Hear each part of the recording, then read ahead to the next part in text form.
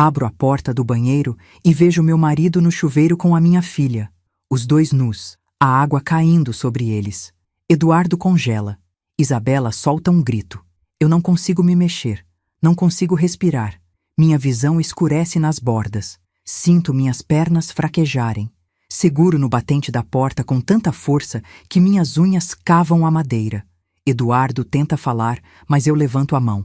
Não quero ouvir. Não agora. Saio dali antes que meu corpo desabe no chão. Vou até meu quarto, tranco a porta e ligo para minha irmã. Preciso que venha me buscar. Agora. Minha voz sai fria, controlada, quase irreconhecível. Faço as malas em silêncio. Não choro. Ainda não. Quando saio pela porta da frente com minha mala, Eduardo está na sala, enrolado numa toalha, os olhos vermelhos. Ele tenta se aproximar. Lidia, por favor, deixa eu explicar. Eu passo por ele como se fosse um fantasma.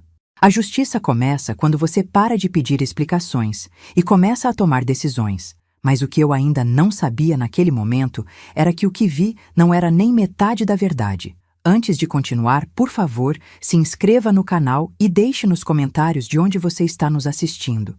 Meu nome é Lídia. Tenho 56 anos. Vivo em São Paulo, na Zona Sul, num bairro tranquilo onde todo mundo se conhece. Passei os últimos 10 anos da minha vida acreditando que finalmente tinha encontrado a paz. Depois de um primeiro casamento desastroso, de criar minha filha Isabela sozinha, de trabalhar dobrado para dar dignidade para ela, conheci Eduardo. Ele tinha 45 anos quando nos conhecemos. Eu estava com 40 e poucos. Um homem calmo, educado, respeitoso. Trabalhava como gerente de uma empresa de logística. Viúvo, sem filhos. Dizia que eu era a segunda chance que Deus tinha dado para ele. E eu acreditei. A gente se conheceu num curso de dança de salão que minha amiga Vera me arrastou. Eu não queria ir. Achava que era coisa para gente mais nova. Mas Vera insistiu. Lidia, você tem 40 e poucos anos, não 40 séculos. Vai viver um pouco. Então fui. E lá estava ele, Eduardo, com aquele sorriso tímido, me convidando para dançar. A gente conversou a noite inteira. Ele era engraçado, atencioso, não forçava a barra. No final da aula, pediu meu telefone. 3 meses depois, estávamos namorando. 1 ano depois, morando juntos. 2 anos depois, casados. Isabela gostou dele desde o começo. Minha filha sempre foi cuidadosa com homens que eu trazia para perto. Ela tinha apenas 19 anos quando conheci Eduardo, ainda morava comigo, estava começando a faculdade de publicidade. Mas quando o conheceu, ela sorriu de verdade. Mãe, esse aí é gente boa, dá para ver nos olhos. E eu senti um alívio imenso, porque a opinião da minha filha sempre foi a única que realmente importou. Eduardo tratava a Isabela como se fosse filha dele. Chamava ela de Isa, perguntava sobre o trabalho, dava conselhos. Quando ela passou por um término difícil, foi Eduardo quem sentou com ela na varanda e ficou conversando até tarde. Deixa o tempo curar, Isa. Você é forte, vai passar. E ela confiou nele. A gente confiou nele. Os anos foram passando. A vida ficou simples, previsível, boa. Eu trabalhava meio período como cozinheira numa escola particular. Eduardo tinha horários fixos. A gente jantava junto quase toda a noite. Assistia filme no sofá. Viajava uma vez por ano. Nada espetacular, mas era o suficiente. Eu me sentia sortuda, feliz, segura. Isabela vinha nos visitar todo fim de semana.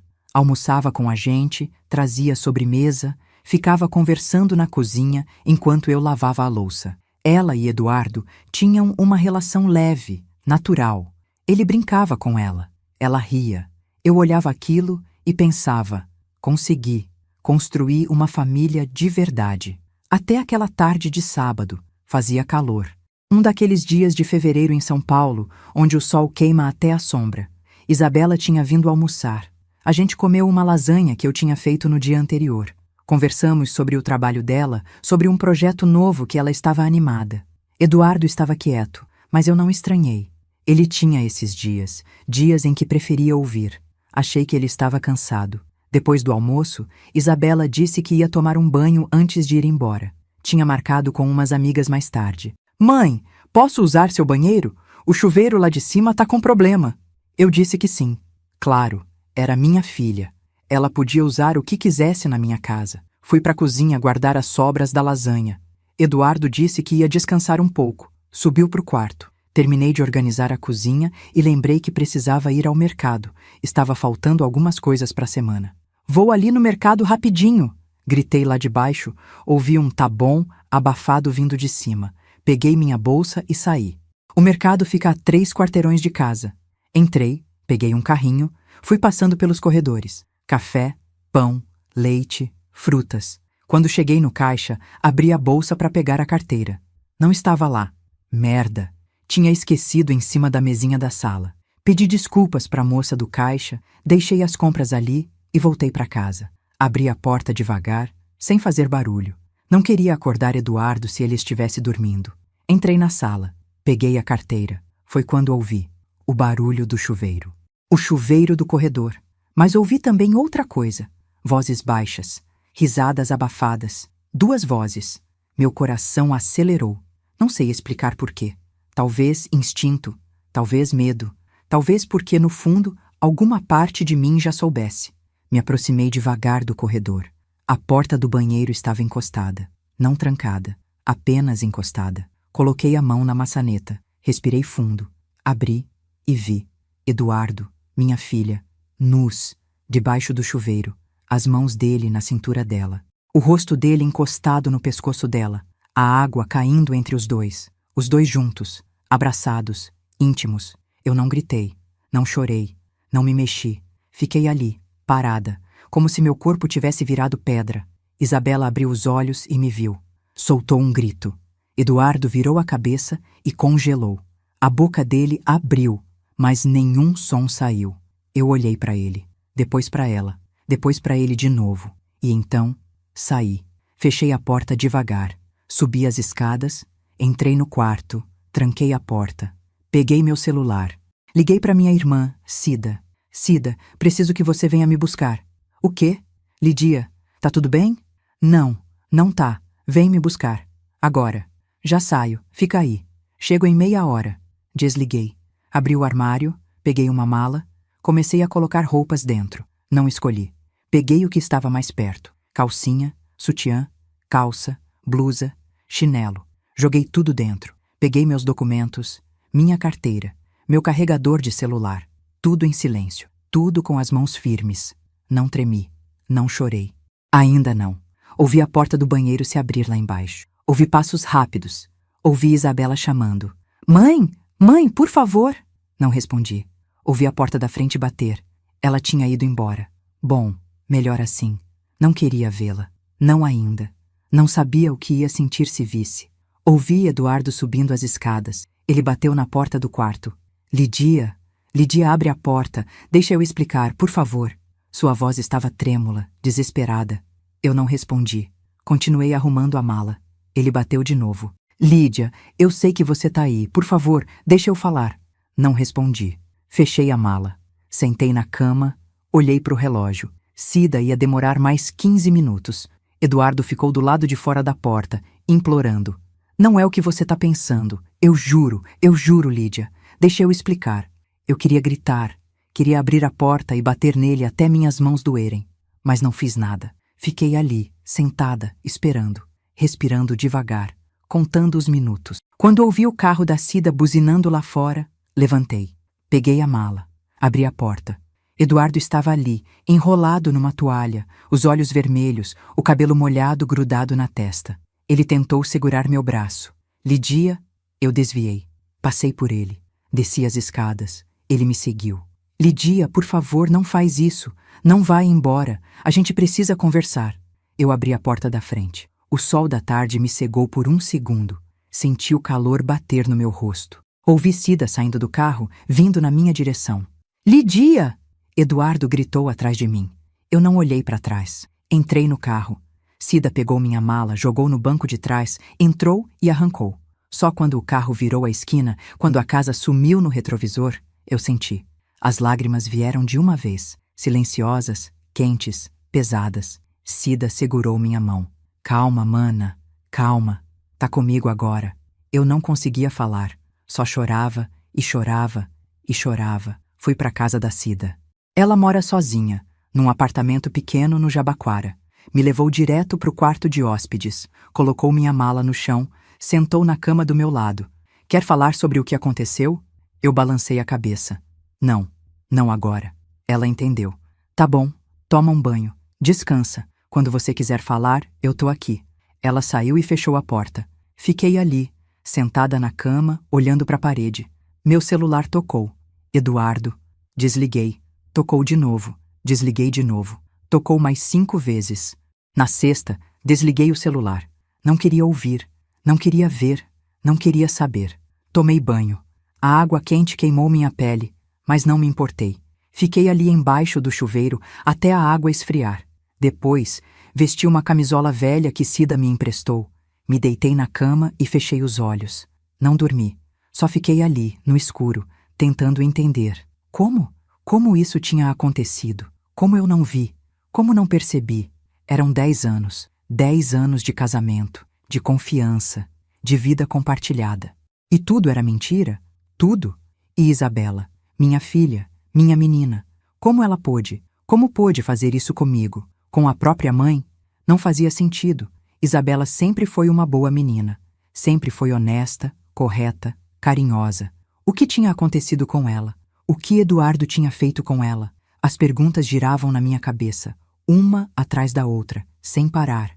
Eu tentava encontrar respostas, mas não conseguia. Só sentia raiva, dor, nojo e uma tristeza tão profunda que parecia um buraco negro dentro de mim.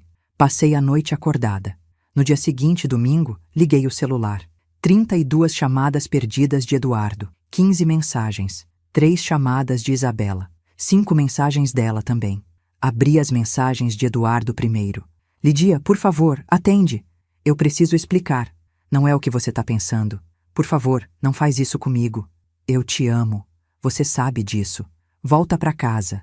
A gente resolve isso. Apaguei tudo. Bloqueei o número. Abri as mensagens de Isabela. Mãe, me desculpa. Por favor, atende meu telefone. Eu preciso falar com você. Não é o que você está pensando. Mãe, eu te amo. Apaguei. Bloqueei também. Cida entrou no quarto com uma xícara de café. Conseguiu dormir? Eu balancei a cabeça. Não. Ela suspirou. Sentou do meu lado. Vai me contar o que aconteceu? Respirei fundo. E contei. Cada detalhe. Cada segundo daquela tarde maldita. Quando terminei, Cida estava pálida. Meu Deus, Lídia. Ela segurou minha mão com força. Que filho da puta. Eu não disse nada. Não tinha o que dizer. E a Isabela? Como ela pôde? Cida balançou a cabeça incrédula.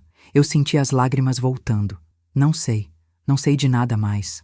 Passei a semana inteira na casa da Cida. Não fui trabalhar. Liguei dizendo que estava doente. Não era mentira. Eu estava. Doente de tristeza, de raiva, de vergonha. Cida saía para trabalhar de manhã e voltava no fim da tarde. Me deixava comida pronta. Eu mal comia. Passava o dia deitada, olhando para o teto, tentando juntar os pedaços da minha vida. Eduardo tentou me ligar mais algumas vezes nos primeiros dias. Depois parou. Isabela também. Achei que tinham desistido. Achei que tinham entendido que eu não queria falar, que precisava de tempo, que precisava de espaço. Mas na quinta-feira, Cida chegou em casa com uma expressão estranha. Lídia, preciso te contar uma coisa. Sentei na cama. O quê? Ela mordeu o lábio. A Isabela foi no meu trabalho hoje. Meu coração disparou. O quê? Ela foi me procurar. Tava desesperada, chorando. Disse que precisa falar com você. Eu balancei a cabeça. Não quero falar com ela. Eu sei. Eu falei isso pra ela. Mas Lídia... Cida hesitou. Ela disse uma coisa estranha. O quê?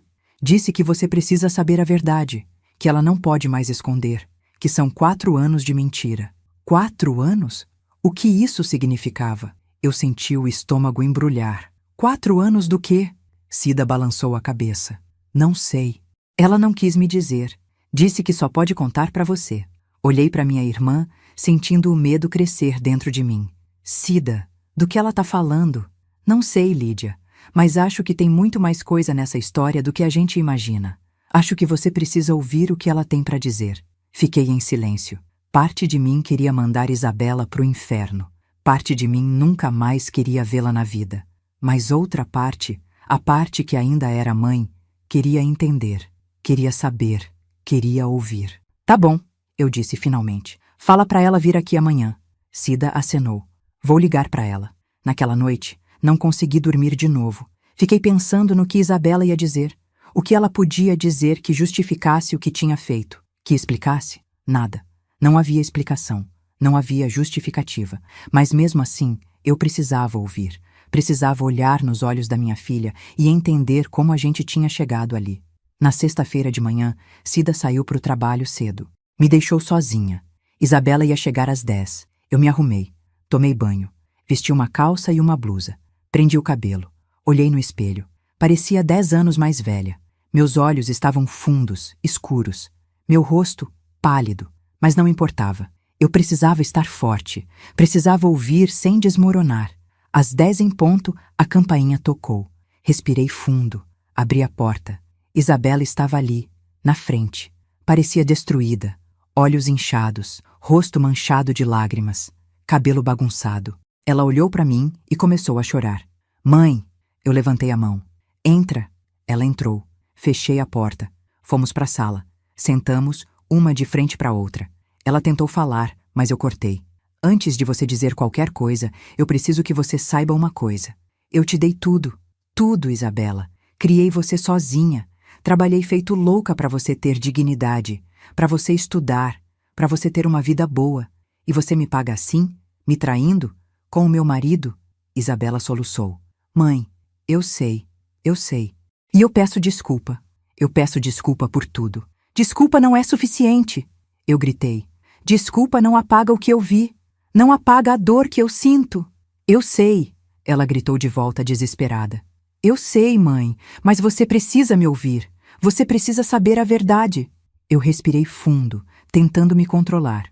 Então fala logo. Isabela limpou o rosto com as mãos trêmulas, olhou para mim, e o que ela disse em seguida me fez sentir o chão desaparecer debaixo dos meus pés. Mãe, eu e o Eduardo, a gente tá junto há 4 anos. Eu congelei. O ar sumiu dos meus pulmões. 4 anos. 4 anos. Minha filha e meu marido, juntos. Há 4 anos, enquanto eu vivia na mesma casa, enquanto eu cozinhava para ele, dormia com ele, confiava nele, amava ele. O quê? Minha voz saiu como um sussurro rouco. Há 4 anos, mãe, desde que eu tinha 25 e ele... Ela engoliu seco. Ele disse que ia deixar você, disse que ia pedir o divórcio, mas nunca pediu. Ele sempre inventava desculpa. Sempre dizia que não era a hora certa, que você não ia aguentar, que precisava esperar mais um pouco. Eu não conseguia processar. Não conseguia acreditar no que estava ouvindo. Você tem um caso com o meu marido há 4 anos e tá me dizendo isso agora? Eu não queria, ela gritou chorando. Eu não queria te machucar. Eu tentei terminar várias vezes, mas ele sempre dizia que me amava, que ia resolver, que só precisava de mais tempo. Eu me levantei da cadeira tremendo. Sai daqui.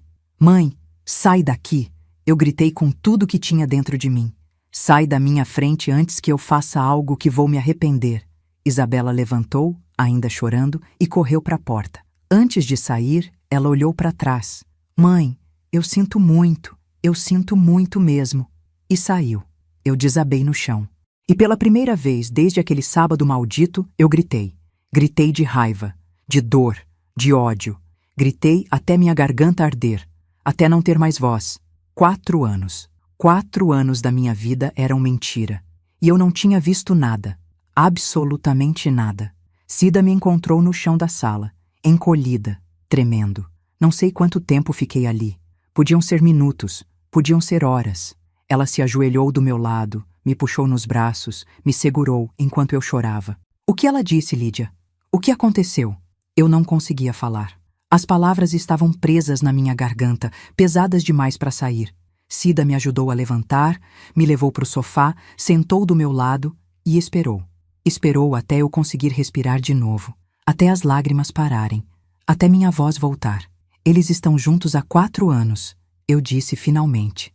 Minha voz saiu fria, distante, como se pertencesse a outra pessoa. Eduardo e Isabela. Há 4 anos. Um relacionamento. Não foi só uma vez. Não foi um erro. Foram 4 anos de mentira. Cida ficou pálida. A boca dela se abriu, mas nenhum som saiu. Ela balançou a cabeça devagar, como se estivesse tentando entender, mas não conseguisse. 4 anos? Ela sussurrou. Como? Como você não viu nada? Eu dei uma risada amarga. Eu não sei, Cida. Eu não sei. Eu achava que conhecia minha filha. Achava que conhecia meu marido. Mas eu não conhecia nada. Eu era só uma idiota vivendo numa mentira. E não fala assim! Cida segurou minha mão. Você não é idiota. Você foi enganada por 2 pessoas que deveriam te proteger. Isso não é culpa sua. Mas parece que é, eu disse, sentindo as lágrimas voltarem. Parece que eu deveria ter percebido, deveria ter visto algo, algum sinal, alguma coisa. Cida balançou a cabeça. Lidia, quando a gente confia em alguém, a gente não fica procurando traição. A gente vive. E eles aproveitaram isso. Aproveitaram sua confiança, sua bondade. Isso diz tudo sobre eles, não sobre você.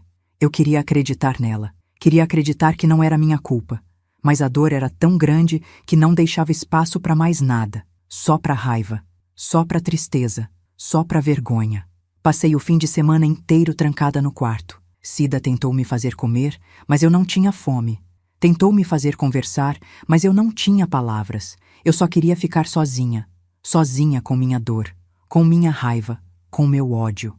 Na segunda-feira de manhã, Cida bateu na porta. Lidia, preciso ir trabalhar, mas não quero te deixar sozinha. Quer que eu peça para alguém vir ficar com você? Eu abri a porta. Não, eu tô bem. Você não tá bem. Eu vou ficar bem então.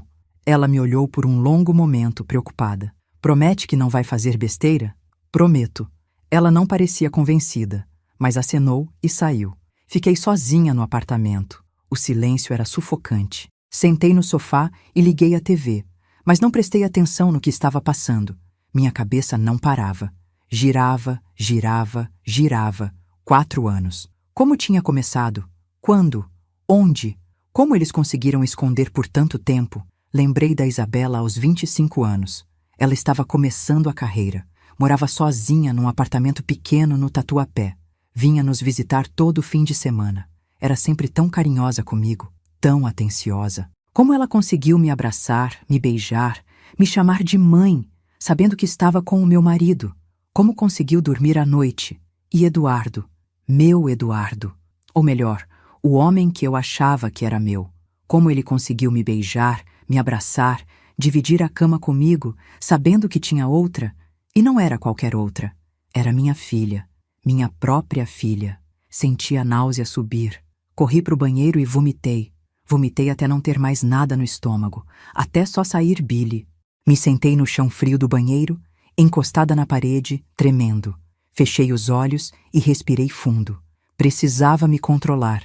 Precisava pensar com clareza. Precisava decidir o que fazer, porque uma coisa era certa. Eu não ia voltar para aquela casa.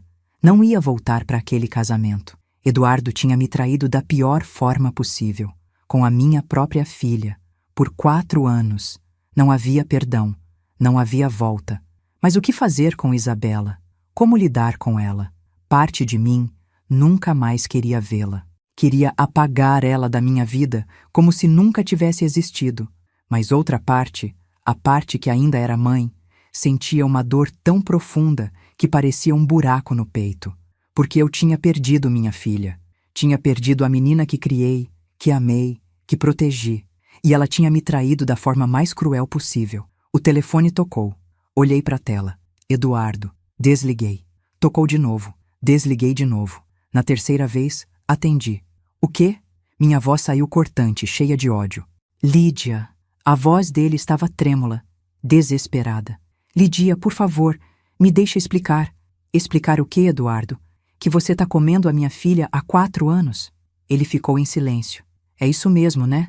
4 anos. Enquanto você dividia a cama comigo. Enquanto você me dizia que me amava. Enquanto você jurava fidelidade. Tudo mentira. Não foi assim, ele disse, a voz quebrando. Eu te amo, Lídia. Eu sempre te amei. Para de mentir, eu gritei. Para! Você não me ama. Você nunca me amou. Se amasse, não teria feito isso comigo. Eu te amo, ele gritou de volta. Eu te amo, mas eu também amo ela. Eu não queria. Eu não planejei. Mas aconteceu. E eu não consegui parar. Eu ri. Uma risada seca, sem humor. Você não conseguiu parar. Que conveniente. E eu? Eu valho o que para você? Nada. Você vale tudo, ele disse desesperado. Por isso eu não te deixei. Por isso eu não pedi o divórcio, porque eu não queria te perder. Mas você me perdeu, Eduardo. No momento que você tocou na minha filha, você me perdeu. E agora você perdeu as duas. Desliguei. Bloqueei o número. Joguei o telefone no sofá. Minhas mãos tremiam. Meu coração batia tão rápido que parecia que ia sair do peito. Mas ao mesmo tempo senti algo diferente. Algo que não tinha sentido desde aquele sábado. Raiva. Não a raiva triste, chorosa, que me fazia sentir pequena, mas a raiva forte, decidida, que me fazia querer agir. Peguei o telefone de volta.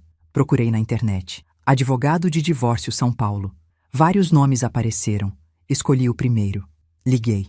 Boa tarde, Escritório Andrade em Associados. Boa tarde. Eu preciso de um advogado. É urgente. Claro, senhora. Qual o nome? Lídia. Lídia Santos. E qual o motivo da consulta? Divórcio. Quero me divorciar o mais rápido possível. Marquei uma consulta para quarta-feira.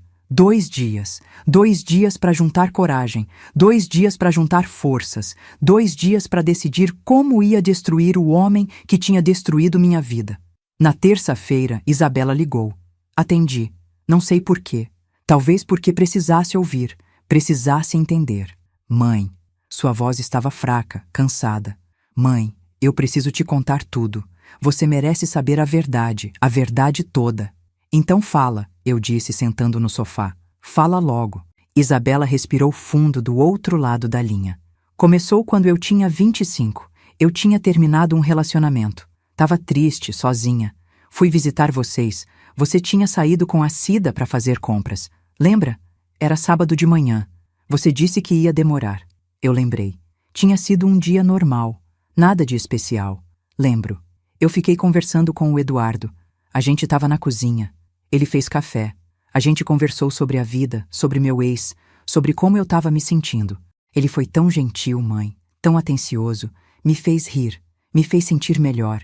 E então, ele me abraçou. Foi só um abraço de consolo, mas durou mais tempo do que deveria.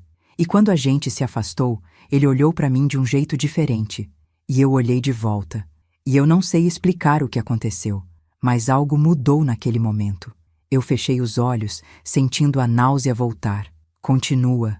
Depois disso, a gente começou a conversar mais, por mensagem. No começo era só conversa normal, amigável, mas aos poucos foi ficando diferente, mais íntimo, mais pessoal. E então, um dia, ele me chamou para tomar café. Disse que precisava conversar sobre uma coisa. Eu fui. E ele me disse que não conseguia parar de pensar em mim, que sentia algo que não deveria sentir, que sabia que era errado, mas que não conseguia controlar. E você? O que você disse? Minha voz saiu dura, fria. Eu disse que também sentia. E eu sentia, mãe. Eu sei que é errado. Eu sei que não deveria. Mas eu sentia. E naquele dia, a gente se beijou. E depois disso, não parou mais. Vocês se encontravam onde? Eu precisava saber. Precisava imaginar. Precisava sentir cada pedaço da dor. No apartamento dele. Ele tem um apartamento pequeno que usa como escritório. Lembra? Aquele que ele disse que alugou para trabalhar em paz? Eu lembrei. Eduardo tinha alugado um apartamento pequeno no centro há uns anos. Disse que precisava de um lugar silencioso para trabalhar em projetos importantes. Eu acreditei. Claro que acreditei. Eu era idiota. Então aquilo era mentira. Ele alugou o apartamento para estar com você. Sim, Isabela sussurrou. Era onde a gente se encontrava. 2, 3 vezes por semana. Às vezes mais. E quando você vinha aqui? Quando almoçava comigo? Quando conversava comigo na cozinha? Quando me abraçava e me chamava de mãe? Como você conseguia? Minha voz estava quebrando agora. As lágrimas voltando. Eu não sei, mãe. Ela chorou do outro lado. Eu não sei. Eu me odiava toda vez. Me sentia a pior pessoa do mundo. Mas eu também o amava. E ele dizia que ia terminar com você. Dizia que só precisava do momento certo. Que não queria te machucar. Que queria fazer do jeito certo. E eu acreditei. Eu esperei. Esperei 1 ano. Depois 2. Depois 3. E ele sempre tinha uma desculpa. Sempre tinha um motivo para adiar. E você aceitava, eu disse, sentindo o ódio crescer. Você aceitava as desculpas, aceitava as mentiras e continuava vindo aqui. Continuava me abraçando, continuava fingindo que me amava. Eu te amo, mãe! Ela gritou chorando. Eu te amo! Eu sempre te amei. Por isso eu me odiava tanto, porque eu sabia que estava te machucando. E eu tentei terminar, várias vezes, mas ele sempre me convencia a voltar, sempre dizia que me amava, que não conseguia viver sem mim, e eu acreditava, porque eu também não conseguia viver sem ele. Eu fiquei em silêncio. Não sabia o que dizer, não sabia o que sentir. Era muita informação, muita dor, muita traição. Naquele sábado, Isabela continuou, a voz trêmula, quando você voltou e nos viu, a gente tinha discutido naquela manhã.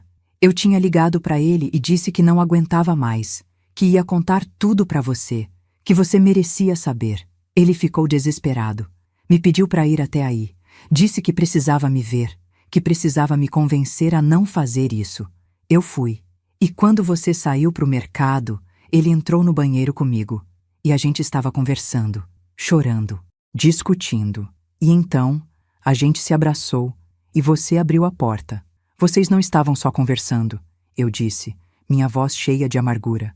Vocês estavam nus, abraçados, íntimos. Eu sei como parecia, eu sei. Mas naquele momento, a gente só queria estar perto um do outro, porque eu sabia que ia terminar, sabia que ia acabar. E ele também sabia. Mas não acabou, né? Eu disse. Porque quando eu saí, quando eu fui embora, você não me ligou, não veio atrás de mim. Você ficou com ele. Isabela ficou em silêncio. E eu soube a resposta. Vocês ainda estão juntos? Eu perguntei, embora já soubesse. Não, ela disse finalmente. Depois que você foi embora, eu terminei. Eu disse que não queria mais, que tinha acabado, que você era mais importante e eu vim atrás de você. Mas você não quis me ouvir. Porque dói demais, eu gritei. Dói demais saber que minha própria filha me traiu, que passou 4 anos mentindo para mim, que olhava na minha cara e fingia que tudo estava bem. Como você quer que eu te perdoe? Eu não quero que você me perdoe, Isabela disse chorando. Eu não mereço perdão, eu sei disso. Eu só quero que você saiba que eu sinto muito, que eu me arrependo todos os dias e que eu te amo, sempre te amei e sempre vou te amar, mesmo que você não me ame mais. Desliguei. Joguei o telefone no sofá. Cobri o rosto com as mãos e chorei.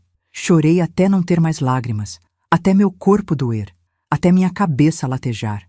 Quando Cida chegou em casa naquela noite, me encontrou no sofá, olhando para a parede. Ela sentou do meu lado. Conversei com a Isabela? Eu acenei. E agora eu sei de tudo. Tudo, Cida. Como começou, onde eles se encontravam, há quanto tempo, e dói mais do que eu imaginava. Cida me abraçou e eu deixei, porque naquele momento eu precisava sentir que alguém ainda me amava. Alguém ainda se importava. Alguém ainda estava do meu lado. Na quarta-feira, fui na consulta com o advogado.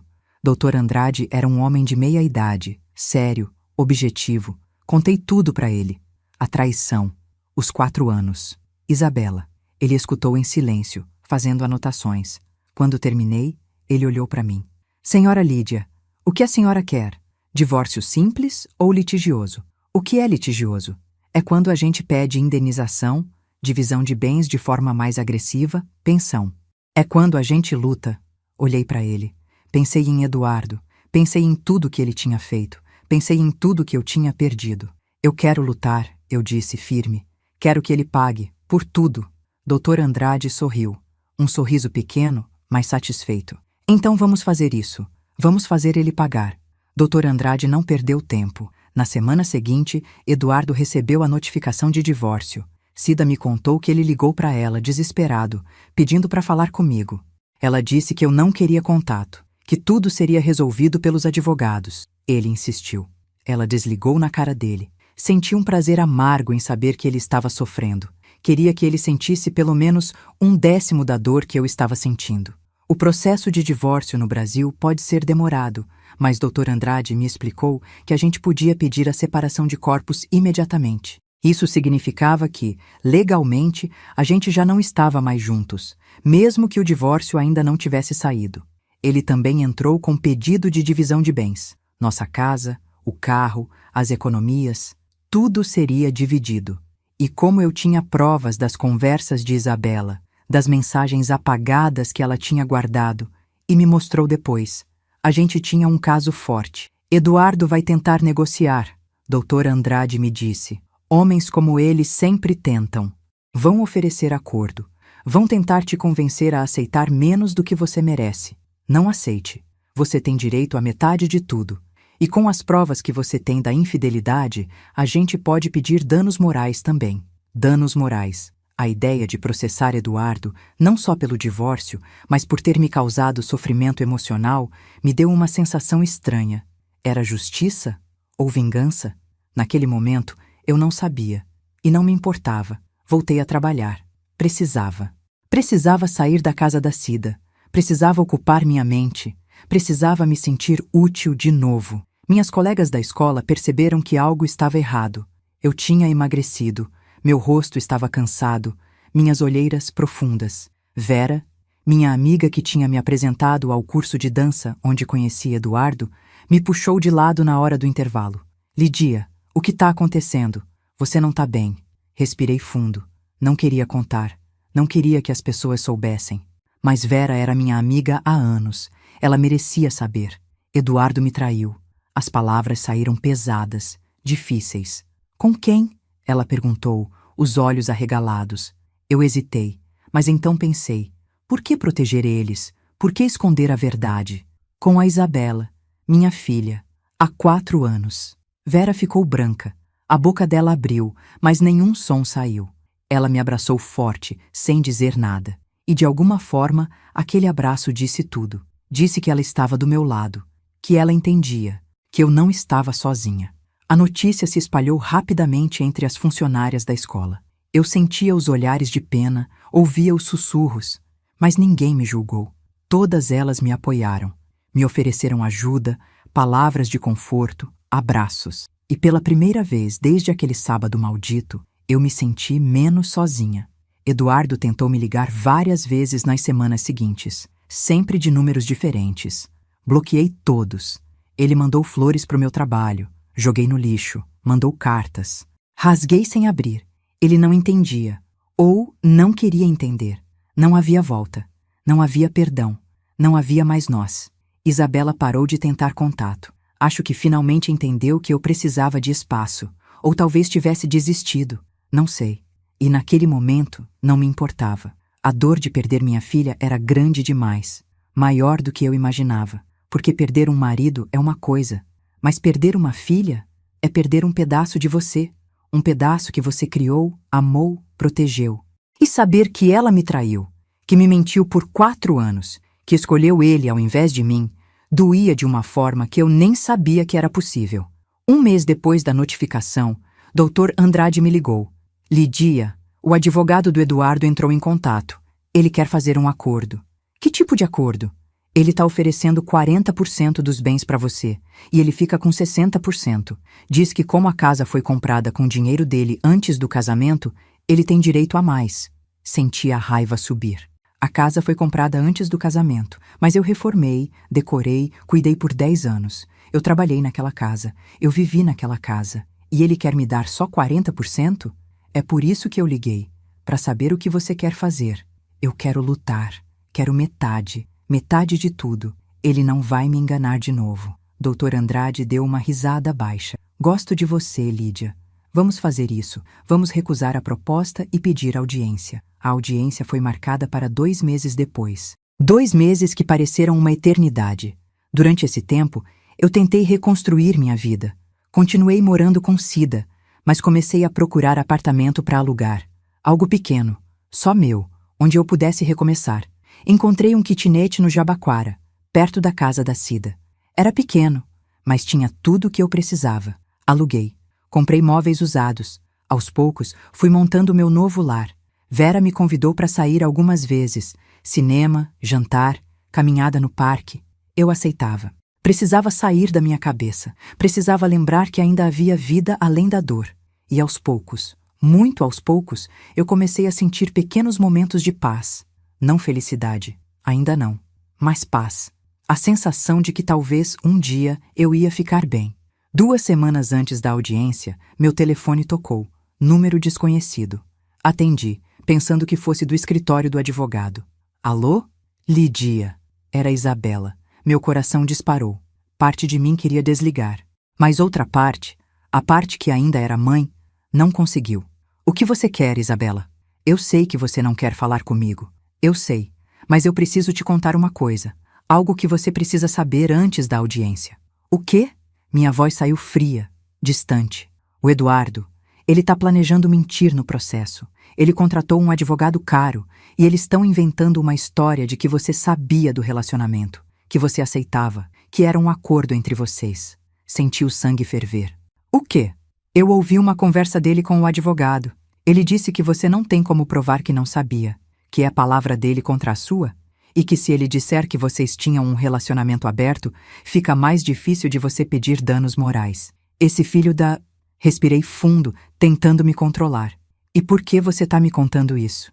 Isabela ficou em silêncio por um momento. Porque eu te devo, mãe. E porque o que ele tá fazendo é errado. Ele já te machucou demais. Não vou deixar ele te machucar mais. E você tem provas? Do que ele tá planejando? Tenho. Gravei a conversa. Posso mandar pra você. Manda pro meu advogado. Dei o número do Dr. Andrade. Isabela? Sim? Obrigada. Minha voz saiu baixa, quase um sussurro. De nada, mãe. Ela desligou. Fiquei olhando para o telefone por um longo tempo. Isabela tinha me ajudado. Depois de tudo, depois de toda a traição, ela tinha me ajudado.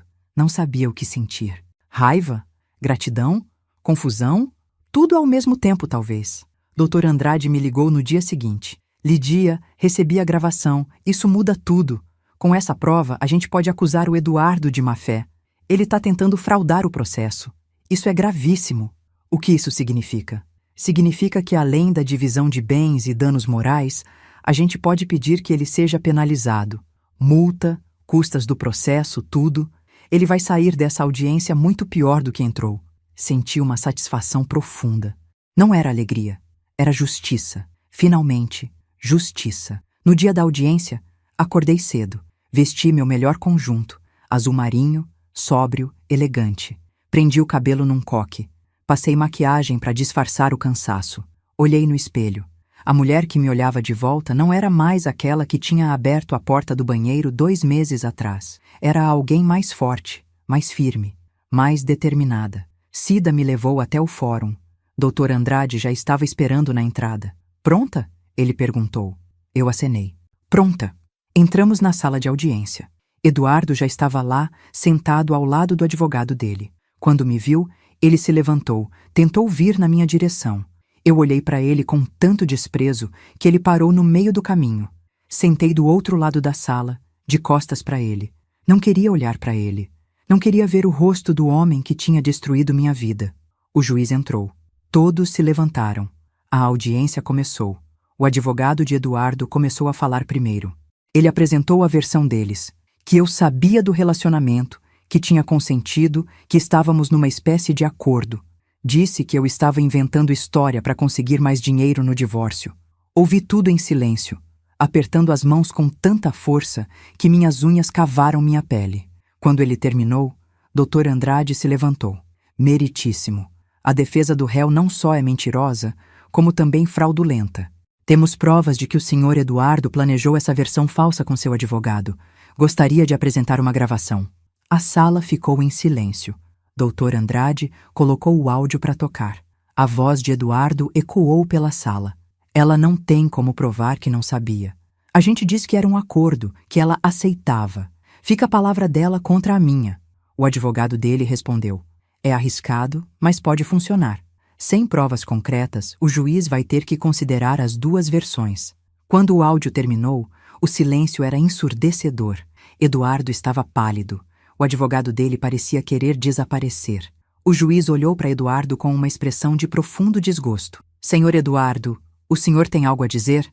Eduardo abriu a boca, mas nenhum som saiu. Ele olhou para mim, desesperado, como se implorasse por ajuda. Eu olhei de volta, fria, sem expressar nada. Ele tinha cavado a própria cova, e eu ia jogar a terra por cima. Vejo que não, o juiz disse secamente. Então vamos direto à sentença. Considerando a gravidade da má-fé demonstrada pelo réu e as provas apresentadas pela autora, decido o seguinte: divisão igualitária de todos os bens adquiridos durante o casamento, 50% para cada parte. Além disso, o réu deverá pagar à autora a quantia de R$50 mil a título de danos morais, e mais R$15 mil referentes às custas do processo e honorários advocatícios. Caso o réu não cumpra com os prazos estabelecidos, será executado judicialmente. Eu ouvi, mas não acreditei. Tinha ganhado. Tinha realmente ganhado. R$50 mil de danos morais. Metade de tudo. E Eduardo pagaria todas as custas. Era mais do que eu esperava. Era justiça. Era vitória. Eduardo deixou a sala antes de mim, a cabeça baixa, os ombros caídos. Não olhou para trás. Dr. Andrade me cumprimentou com um sorriso. Parabéns, Lídia. Você mereceu. Eu acenei, ainda processando tudo. Saí do fórum com Cida. O sol estava brilhando lá fora. Fazia calor, mas o ar parecia mais leve. Respirei fundo. Pela primeira vez em meses, senti que conseguia respirar de verdade. Você ganhou, Cida disse segurando minha mão. Você realmente ganhou. Eu ganhei, eu repeti, sentindo as lágrimas chegarem. Mas dessa vez, não eram lágrimas de tristeza. Eram de alívio, de liberdade, de recomeço. Voltamos para casa em silêncio. Quando cheguei no apartamento da Cida, sentei no sofá e deixei as lágrimas caírem. Chorei por tudo que tinha perdido. Chorei pela mulher que eu era antes. Chorei pela família que nunca mais existiria. Mas também chorei de gratidão, porque eu tinha sobrevivido, tinha lutado e tinha vencido. Naquela noite, liguei para Vera e contei tudo. Ela gritou de alegria do outro lado da linha. Eu sabia que você ia conseguir. Esse desgraçado vai pagar caro. Rimos juntas. E foi bom. Foi libertador. 2 semanas depois, Eduardo cumpriu com a sentença. Transferiu minha parte dos bens, pagou os danos morais, pagou as custas. Dr. Andrade me ligou para confirmar. Tá tudo certo, Lídia. Você é oficialmente livre. Livre. Que palavra bonita. Que palavra poderosa. Comecei a me mudar para o meu kitnet. Era pequeno, mas era meu. Só meu. Comprei lençóis novos, toalhas novas, tudo novo. Queria começar do zero. Sem lembranças, sem fantasmas. Só eu e minha nova vida. 1 mês depois da audiência, Isabela mandou uma mensagem. Mãe, sei que você ainda não quer me ver, mas queria te dizer uma coisa. Eu terminei com o Eduardo. De verdade dessa vez. Comecei terapia. Tô tentando entender por que eu fiz o que fiz. Por que eu te magoei desse jeito. Não espero seu perdão. Só queria que você soubesse que eu tô tentando ser melhor. Pra mim. E um dia, quem sabe, pra você também. Te amo. Sempre vou te amar. Li a mensagem várias vezes. Não respondi. Ainda não estava pronta. Talvez um dia eu estivesse. Talvez um dia eu conseguisse olhar para minha filha sem sentir raiva, sem sentir dor. Mas esse dia ainda não tinha chegado. E tudo bem. Eu tinha tempo. Tinha o resto da minha vida para decidir o que fazer. E pela primeira vez, essa decisão era só minha. Sentei na varanda do meu kitnet, olhando o céu da noite. As estrelas brilhavam lá em cima, pequenas, distantes, mas lindas. Pensei em tudo que tinha passado. A traição, a dor, a raiva, a batalha, a vitória. E percebi algo importante. Eu tinha sobrevivido. Não só sobrevivido, tinha renascido. A mulher que abriu aquela porta do banheiro tinha morrido naquele dia. Mas uma nova mulher tinha nascido. Uma mulher mais forte, mais corajosa, mais consciente do seu valor. E essa mulher não ia deixar ninguém mais apagar sua luz. Não ia deixar ninguém mais diminuí-la.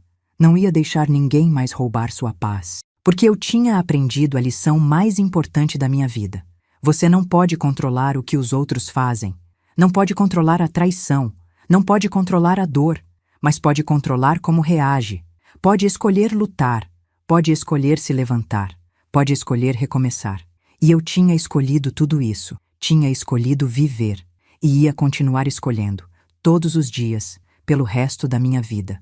6 meses depois da audiência, minha vida tinha tomado uma forma que eu nunca imaginei. O kitnet que no começo parecia tão pequeno, agora era meu refúgio. Comprei plantas para a varanda, coloquei fotos nas paredes, fotos de quando Isabela era pequena, fotos minhas com Cida. Nenhuma foto de Eduardo. Ele tinha sido apagado da minha história. O trabalho continuava sendo meu porto seguro. Vera se tornou mais do que uma colega. Era minha melhor amiga agora. A gente almoçava junto todo dia, ria das bobagens do cotidiano. Ela nunca me pressionava a falar sobre o passado. Respeitava meu tempo. Comecei a fazer terapia. A sugestão veio da Cida. Lidia, você ganhou o processo, mas ainda está perdendo para o passado. Vai te fazer bem. Eu resisti no começo, mas então percebi que estava sobrevivendo, mas não vivendo. Doutora Patrícia era uma mulher de uns 60 anos, cabelos grisalhos, sorriso gentil. Quando comecei a contar o que tinha acontecido, as lágrimas voltaram. Ela não tentou me consolar com palavras vazias, só me entregou lenços e esperou. Quando terminei, ela disse algo que nunca esqueci. Lidia, traição não é só sobre o que fizeram com você. É sobre o que você faz com isso depois. A escolha é sua. Aos poucos, sessão após sessão, eu comecei a sentir algo diferente. Era paz. A sensação de que eu podia respirar sem que cada inspiração doesse. Que eu podia acordar de manhã sem que o primeiro pensamento fosse sobre a traição. Foi durante uma dessas sessões que doutora Patrícia me fez uma pergunta. E a Isabela? Como você está lidando com a perda da sua filha? Raiva, eu disse rapidamente. Raiva por ela ter me traído. E além da raiva, saudade, sussurrei. Eu sinto saudade dela, da minha menina. Essa Isabela ainda existe, doutora Patrícia disse. Ela só cometeu erros graves, mas ela ainda é sua filha. Saí daquela sessão com a cabeça cheia. Por mais que eu tentasse apagar Isabela da minha vida, ela ainda estava lá, no fundo do meu coração. Porque você não deixa de amar um filho. No meu aniversário de 57 anos, acordei sozinha. Cida tinha tentado me convencer a fazer festa, mas recusei. No meio da tarde, a campainha tocou. Abri a porta, e lá estava ela, Isabela. Ela estava diferente, mais magra, cabelo mais curto, olhos cansados, mas lúcidos. Segurava um bolo pequeno e um envelope. Oi, mãe, feliz aniversário. Fiquei parada, sem saber o que fazer. O que você está fazendo aqui? É seu aniversário. Não consegui deixar passar. Tia Cida me deu o endereço. Ela me entregou o envelope. É uma carta. Escrevi tudo que não consegui falar. Você não precisa ler agora, mas eu precisava dar para você. Peguei o envelope com mãos trêmulas. Olhei para ela. Realmente olhei. E vi arrependimento. Dor. Vi minha filha. Entra, eu disse. Só por alguns minutos. Sentamos na pequena mesa. Ela colocou o bolo no centro. Era de chocolate. Meu favorito. Eu fiz, ela disse. Cortei um pedaço. Provei. Tá gostoso. Ficamos em silêncio. Finalmente, ela falou. Eu terminei terapia. Quer dizer, ainda vou. Mas fiz 6 meses de sessões intensivas. E o que você aprendeu? Que eu estava buscando validação nos lugares errados. Que eu tinha problemas de autoestima desde criança. E que o Eduardo viu isso e usou. Ele manipulou meus sentimentos. Não é desculpa pro que eu fiz, mas me ajudou a entender. Ele era mais velho, eu disse. Mais experiente. Ele sabia o que estava fazendo. Sabia. E eu era nova, boba, carente. Uma presa fácil. Mas mesmo assim, eu fiz escolhas erradas. E ele? Você falou com ele depois? Não. Bloqueei ele de tudo. E ouvi que ele tá namorando outra mais nova de novo. Eu fui só mais uma. Naquele momento, algo mudou. Isabela também tinha sido vítima. Eduardo tinha usado a fragilidade dela, a carência dela. E quando não precisou mais, descartou. Mãe, Isabela disse, a voz quebrando. Eu sinto muito por tudo. Eu me arrependo todo dia. Eu te amo. E eu destruí tudo por causa de um homem que nunca me amou de verdade. As lágrimas dela caíram sobre a mesa. E as minhas também. Eu não sei se consigo te perdoar, eu disse honesta. Não agora, mas eu quero tentar, porque você é minha filha. E eu te amo. Isabela levantou a cabeça, os olhos arregalados. Sério? Sério. Mas vai levar tempo. E você vai ter que respeitar meu tempo. Eu respeito tudo, mãe. Só não me apaga da sua vida. Eu estendi a mão sobre a mesa. Ela pegou. E pela primeira vez em meses, segurei a mão da minha filha. Isabela saiu meia hora depois. A gente não resolveu tudo, mas a gente começou. Naquela noite, abri a carta. Li cada palavra, cada pedido de desculpas. E quando terminei, chorei. Mas também chorei de esperança. porque talvez um dia a gente conseguisse reconstruir. Os meses seguintes foram de pequenos passos. Isabela me ligava uma vez por semana. Conversas curtas, respeitosas, e aos poucos, muito aos poucos, eu fui abrindo meu coração de novo. Um ano após o divórcio, Cida me convidou para jantar. Quando cheguei, Isabela estava lá. Ela é minha sobrinha, e você é minha irmã. A gente vai tentar ser uma família de novo, nem que seja por uma noite. Foi estranho no começo, mas aos poucos a conversa foi fluindo, e no final da noite, Isabela me abraçou. Obrigada por vir, mãe. Obrigada por esperar, eu respondi. Hoje, 2 anos depois daquele sábado maldito, posso dizer que estou bem. Não é a mesma felicidade de antes. É algo mais profundo, mais verdadeiro, porque aprendi que felicidade construída sobre mentiras é frágil, mas felicidade construída sobre verdade e perdão é sólida. Isabela e eu ainda estamos reconstruindo. Não somos o que éramos, mas temos honestidade, respeito e amor. Um amor ferido, cicatrizado, mas vivo. Eduardo soube que casou de novo, com uma mulher de 20 e poucos anos. Senti pena dela, mas não é minha responsabilidade. Minha responsabilidade é comigo mesma. Continuo no meu kitnet, continuo trabalhando. Comecei yoga, fiz amizades novas e pela primeira vez em muito tempo me sinto completa. Não preciso de um homem para me definir. Eu sou suficiente. E se tem algo que essa história me ensinou, é isso. Você pode sobreviver ao inimaginável. Pode se levantar das cinzas. Pode reconstruir. Pode perdoar. Não pelo outro, mas por você. Então, eu escolhi me libertar. Escolhi perdoar Isabela. E principalmente, eu mesma. Perdoei a mulher que confiou demais, porque ela não tinha culpa. Ela só amava. E amar nunca é errado. Eduardo não ganhou, porque a gente sobreviveu. A gente se reconstruiu. A gente seguiu em frente. Hoje, quando olho para o espelho, vejo força, dignidade, sabedoria.